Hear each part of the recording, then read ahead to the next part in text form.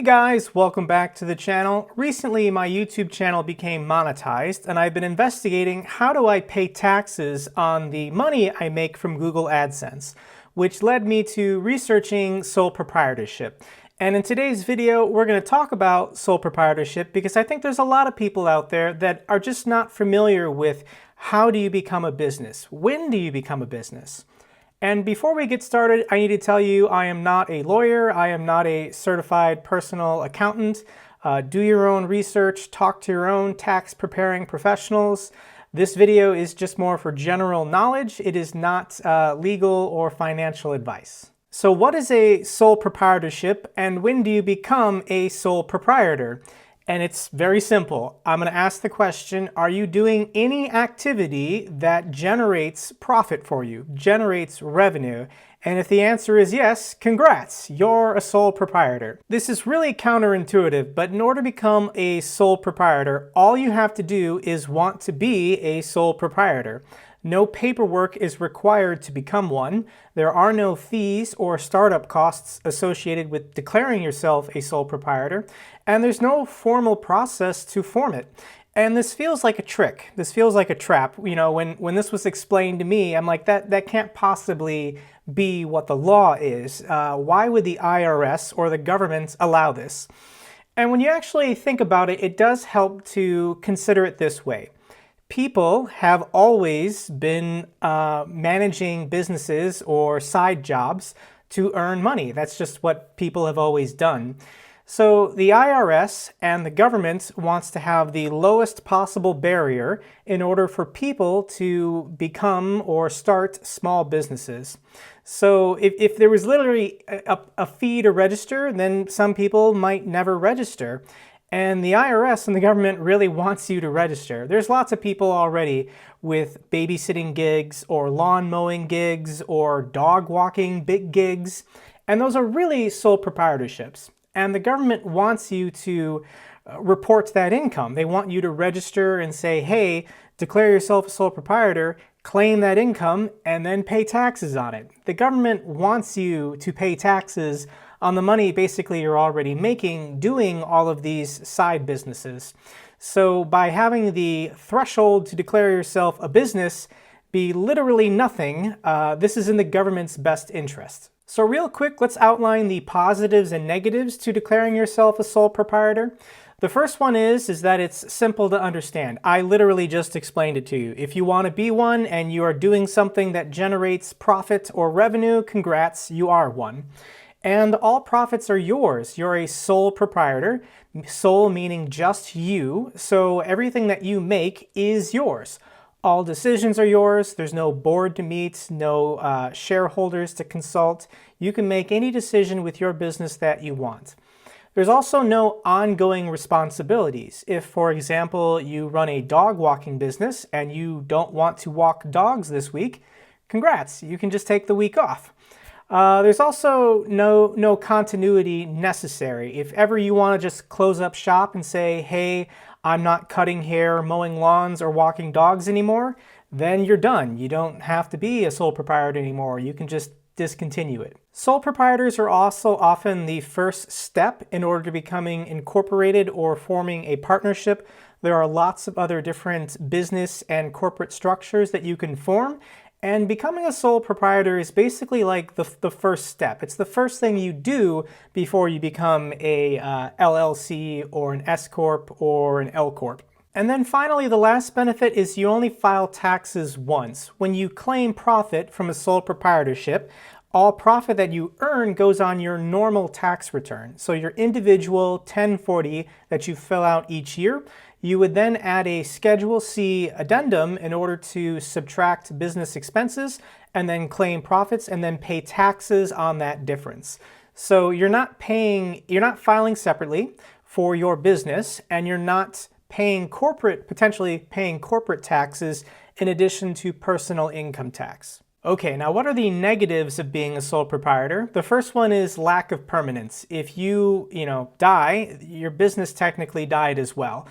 Because you are the sole owner, nothing technically can be legally transferred Obviously, you own everything individually as well, so you could go through a private process to pass on certain assets. But as far as legally transferring or selling your company to somebody else, you can't do that until you become incorporated because you're a sole proprietor. The biggest negative that everyone's going to warn you about is unlimited liability. Because there is no difference between your business and you are personally responsible for all company debt and company legal action. Let's say, you're walking someone's dog and something unfortunately happens to that dog and you get sued by the owner for not taking care of their animal. You are personally responsible. So when you're personally responsible for debts and obligations, this means that personal assets, your private bank accounts, your private property, can be used to settle company debt should you be liable. And the inverse of this scenario is also true. Company assets can be seized in order to set personal debt. Let's say that you're a small business with several employees, or a lot of people dependent on you.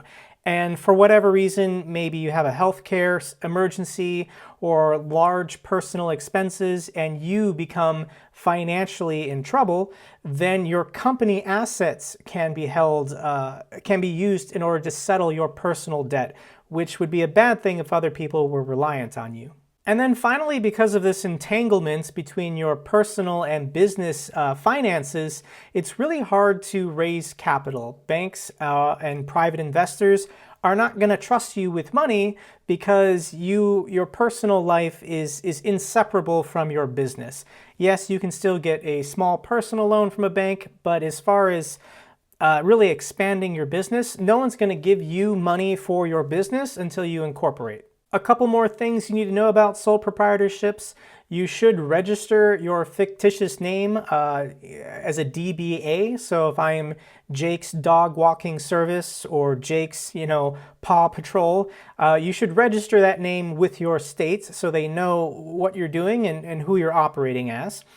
You might also need to register for a business permit or a license if you want to start a small business as a private electrician or a roofer. Well, obviously there are industry standards that you have to prove that you know so that customers can have some guarantees that your work will be done according to state code.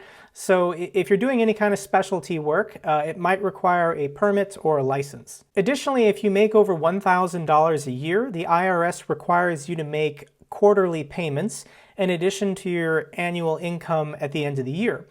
So if, once again, it's over $1,000, you have to go on the IRS's website, register your sole proprietorship, and then start setting aside money. I don't know exactly how this process works because I haven't done it for my YouTube channel yet, but I'm going to go on the website soon and then figure out how do I start putting money aside in order to avoid interest and penalties. If you pay nothing the entire year, when you do your annual income tax form at the end of the year, the IRS is going to say, hey, you didn't set any money aside, we're going to charge you interest on what you didn't set aside, and you might have to pay some kind of fine. So how much should you be setting aside? Well, you should expect your tax bill to be between 25% and 35% of what you're making. Why this is because you have to pay what is called the self-employment tax. Everybody who works for another company, you get a W-2 form and you pay FICA taxes. FICA taxes are like 17.6 or 7.6% or something like that. That is Social Security and Medicare. And you pay that personally out of your check, but then your employer with company money has to match that. When you're self-employed, you have to pay both sides, both the employee and the employer tax for Social Security and Medicare. So that's 15.3. And then you'd have to treat the rest of it basically as normal income on top of potentially what other jobs you might have. So you could end up falling in like the 22% or 24% tax income brackets. 22 plus 15 is about 27%. Could be higher, could be lower if you don't have another job. If this is the only thing you do and you don't make that much, then it could be lower. Additionally, once you've established yourself as a sole proprietor, you might want to eventually incorporate yourself and form a LLC, a limited liability corporation, in order for asset protection. What this means is that your personal finances and your business finances will legally finally be separated when you incorporate and become an LLC. Now, to become an LLC, it does require paying an annual fee, and you have to register with the state and then file separate tax returns, one for your company, one for yourself. There's also ways to save money on taxes when you become an LLC. Basically, choose the tax structure of an S Corp. You can save on employment taxes. I'll probably make a separate video doing an example how to save money on S Corp, LLC taxes, but for this video, I think we covered enough with sole proprietorships. If you have any questions, leave me one down below. I'm still learning all the ins and outs. If you know more than I do, definitely jump in and then help out with the comments section. And if you enjoyed this video, give it a thumbs up so the algorithm knows it's good. If you haven't already subscribed to my channel, consider subscribing. I post weekly about military and finance topics, and I do plan on making a couple more videos in the future about small businesses and taxes, because I think this is really good information to know. Okay guys, until the next video, take care.